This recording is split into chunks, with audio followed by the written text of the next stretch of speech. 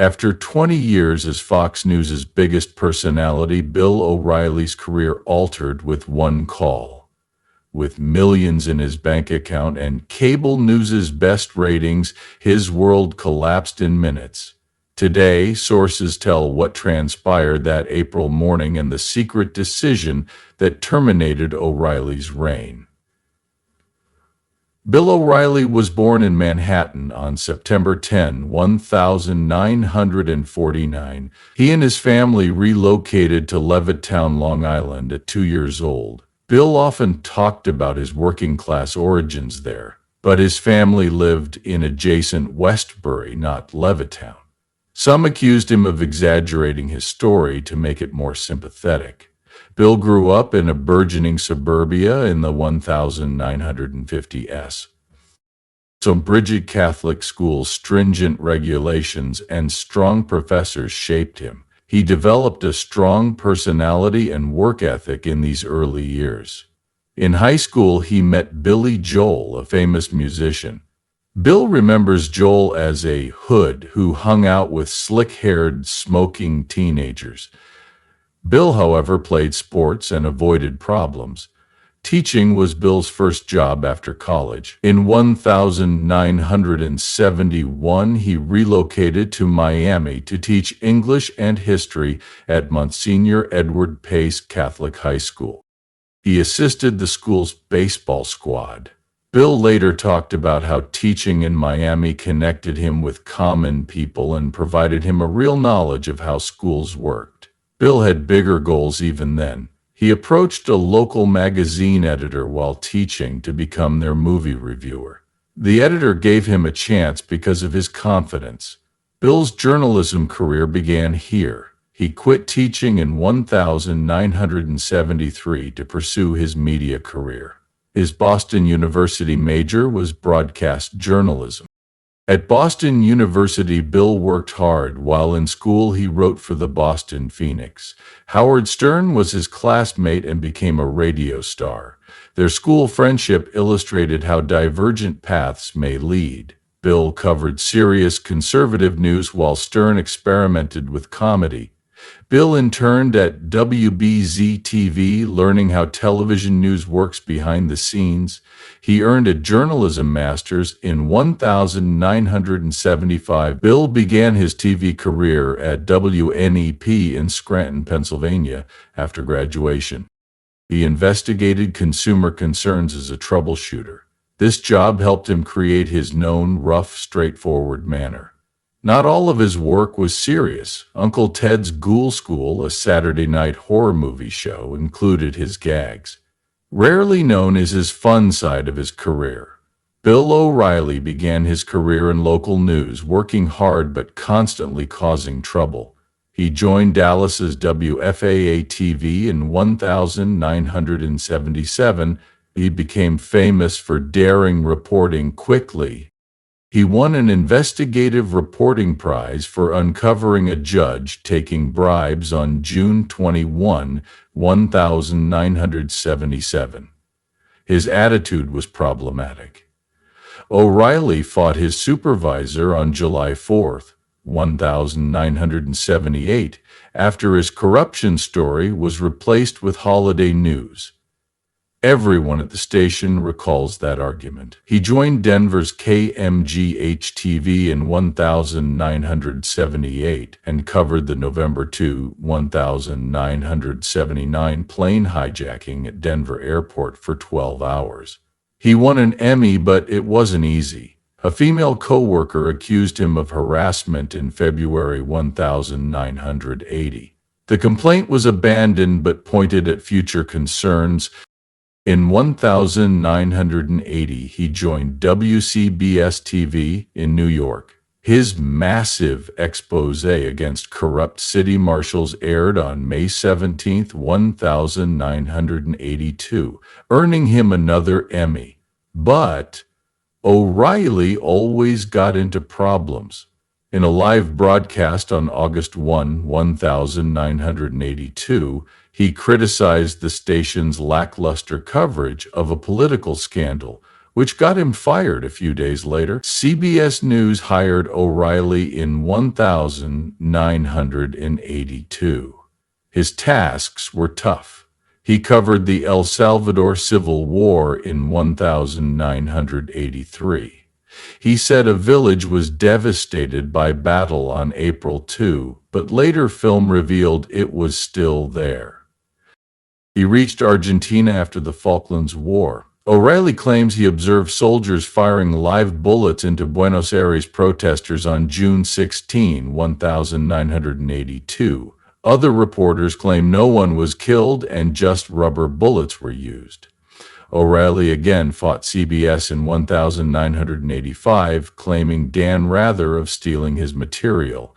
After a heated debate, O'Reilly quit CBS in 1986. He joined ABC News 1986. The Challenger space shuttle catastrophe was his first big story.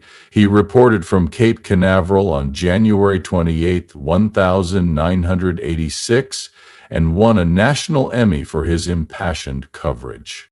He witnessed the Berlin Wall's fall in 1987. Getting on top of the wall to celebrate with locals got him another Emmy. He then reported from a Chilean protest, claiming to be in a battle zone with live gunshots. Later reports showed the protest was generally nonviolent, using just tear gas. O'Reilly criticized ABC's actions by 1989, sparking conflict. He departed ABC on June 30, 1989, after a dispute over Exxon Valdez coverage. Later that year, O'Reilly hosted Inside Edition. Starting on October 9, 1989, he soon made it the top-rated news show. In 1992, he interviewed Joey Bocco during the Amy Fisher controversy, a milestone. Over 11 million watched, but many dubbed it poor journalism. O'Reilly was criticized in 1993 for making racially insensitive comments about the LA riots. Although he apologized, his reputation suffered. He left for Harvard in 1995, when the show's audience had climbed by almost 50%. His stint there prepared him to become one of Fox News's most controversial individuals. Bill O'Reilly changed careers in 1996. He joined the new Fox News channel at 47 on October 7, and during his tenure, CNN was the most popular cable news network, so creating a conservative news station sounded hazardous. Rupert Murdoch founded Fox News, and CEO Roger Ailes wanted O'Reilly as a host. Some thought O'Reilly wasn't serious enough for news because he hosted Inside Edition, a tabloid. O'Reilly had something exceptional, Ailes thought. He could engage viewers and spark debate. Fox News debuted with 17 million members, significantly fewer than CNN. O'Reilly started at $1 million a year in a modest NYC studio. Early going was rough. When technical issues arose, O'Reilly had to think quickly and keep talking. However, the O'Reilly Report became popular. The channel had 2.800 nightly viewers within 6 months, which was impressive for a fledgling channel. The show premiered at 6 p.m., focuses on news analysis. O'Reilly added more of his own comments after seeing that people loved his outspoken opinions. The show became The O'Reilly Factor in 1998. O'Reilly's friend proposed the name, stating, "O'Reilly made the show unique." The show moved to 8 p.m. slot, competing with CNN's Larry King Live. The phrase, "Caution, you are about to enter the no-spin zone," became famous after O'Reilly used it in 2004. The show started with O'Reilly's popular Talking Points memo, where he discussed the day's main stories. The O'Reilly Factor topped cable news ratings for 16 years, starting in 2001. The show's best year was 2009 with 3.1 million nightly viewers. O'Reilly's pay rose to $20 million by 2016. What made Confrontation distinguished O'Reilly from other hosts. He was initially more calm, but he found heated discussions attracted more spectators. O'Reilly was recognized for rigorous interviews by 1,998. In 2003, he interviewed Jeremy Glick, whose father died in 9/11, which made headlines. The conversation got so hot that O'Reilly cut Glick's mic. This was contentious, but it drew attention. O'Reilly interrupted guests, waved them off, and even said, "Cut his mic," when he thought they were dodging his questions.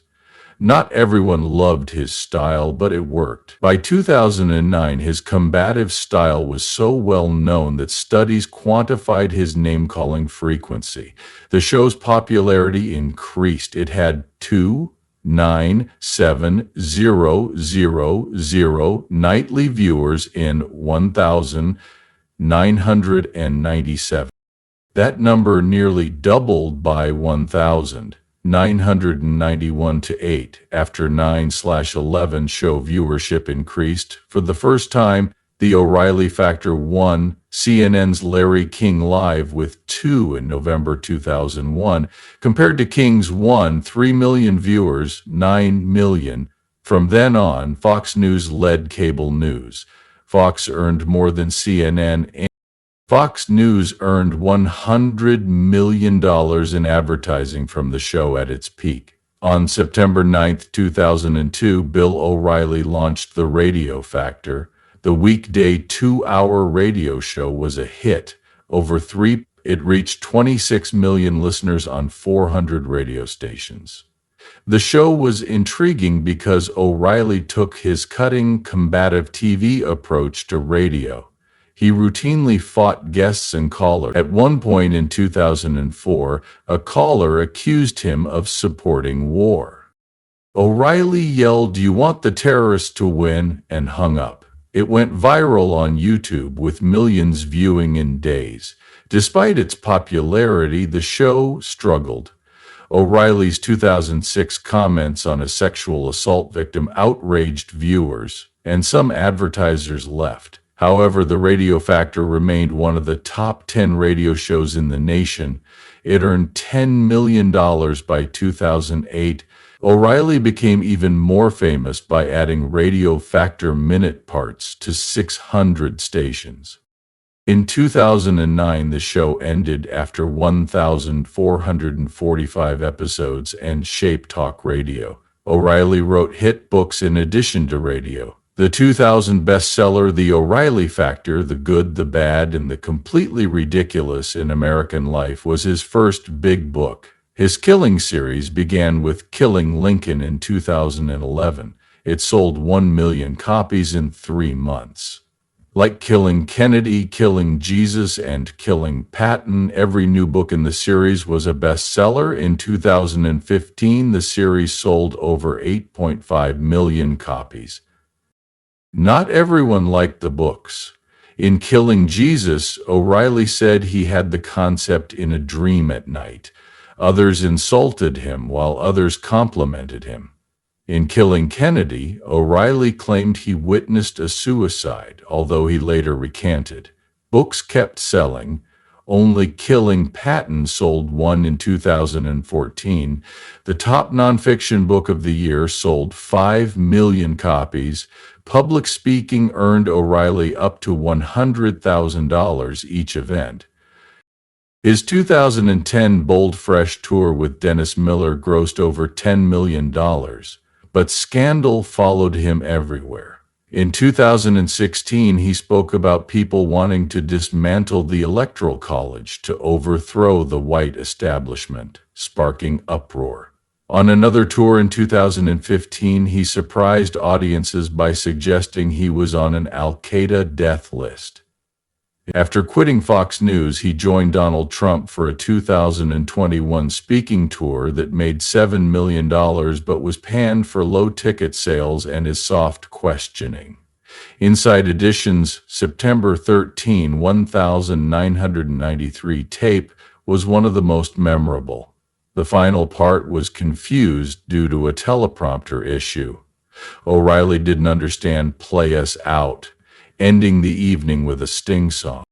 He burst after growing agitated with each take. He shouted, "We'll do it live." His face became hot and his voice was like a vacuum cleaner. The 17-person crew was stunned and terrified, according to producer Mary Duffy. The 2008 leak revealed that clip after 15 years. With 13 million YouTube views in a week, it went viral.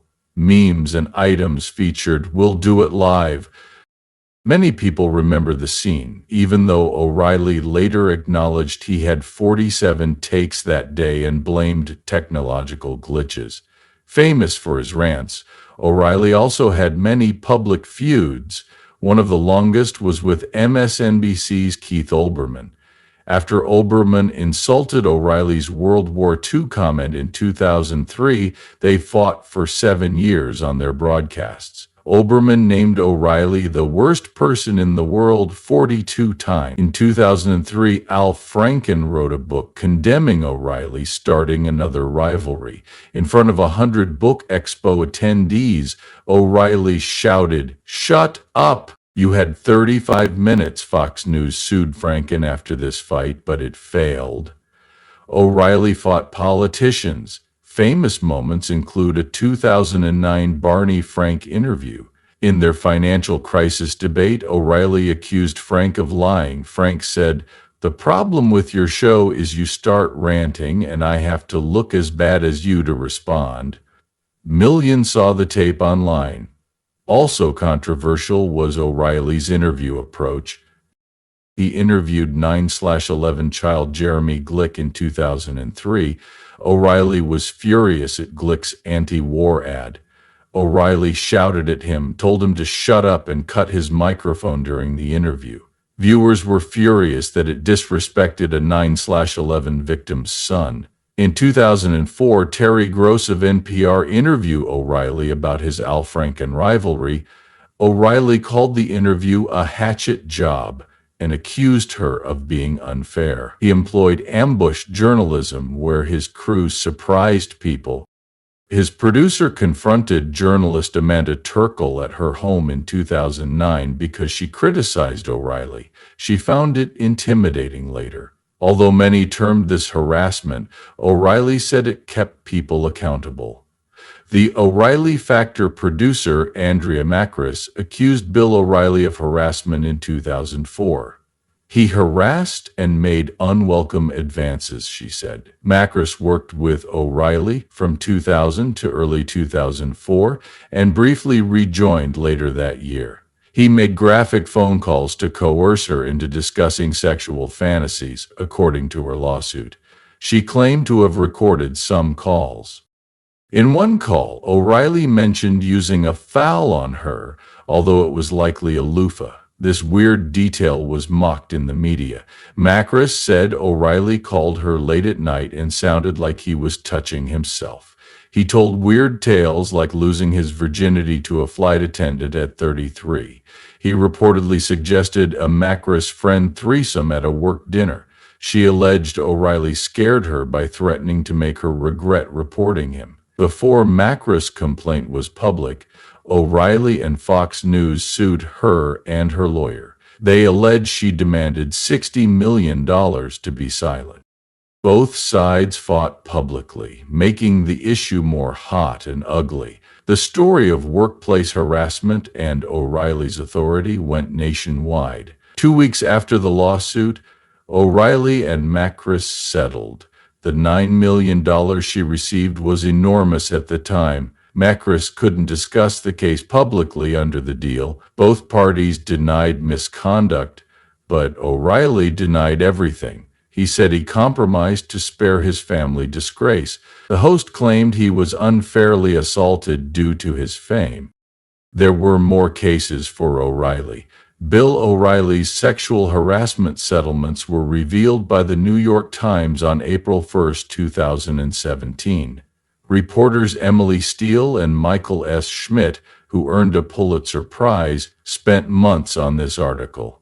They questioned several Fox News staffers and navigated the women's confidentiality agreements. Despite these difficulties, they found that O'Reilly settled 5 cases for at least $13 million between 2002 and 2016. The greatest was $9 million in 2004 to Andrea Macris, a producer who accused O'Reilly of inappropriate calls and statements. Juliet Huddy, who claimed O'Reilly pursued a romantic relationship and retaliated when she declined, settled in 2016. Others involved verbal abuse and unprofessionalism, including a $1.5 million settlement in 2002 with Rachel Whitley Bernstein, who claimed O'Reilly shouted at her amid coworkers. These allegations described O'Reilly's behavior as worrisome. Andrea Macris claimed he made improper calls and threatened her with terrible consequences if she reported him. Juliet Huddy faced career retaliation charges. Other women described verbal bullying that made work uncomfortable. Fox News initially defended O'Reilly despite these severe claims. The network's parent business praised him the day the New York Times piece was released. They acknowledged discussing the charges with O'Reilly, but presented them as personal concerns he resolved. The public reacted quickly and strongly. Over 50 big firms, including Mercedes-Benz and BMW, dropped their ads from the O'Reilly factor within days. On April 6, the broadcast had 7 national advertising instead of 33. Many companies stated that they could not support the performance under the circumstances. The financial impact was huge. Many firms canceled ads from O'Reilly's show and Fox News, costing millions. Another protest occurred on April 18, 2017. A big mob demanded O'Reilly's firing outside Fox News headquarters in New York City. Public figures joined activist petitions. Fox News suffered financially from online efforts, pressuring advertisers to remove themselves from the dispute. Bill O'Reilly abruptly ended the O'Reilly factor on April 11, 2017. He stated that he would return on April 24 after vacationing. At first, this appeared normal, but the sexual harassment issue was developing. People immediately questioned the timing. The New York Times reported days before that O'Reilly and Fox News had settled allegations, paying $13 million over time.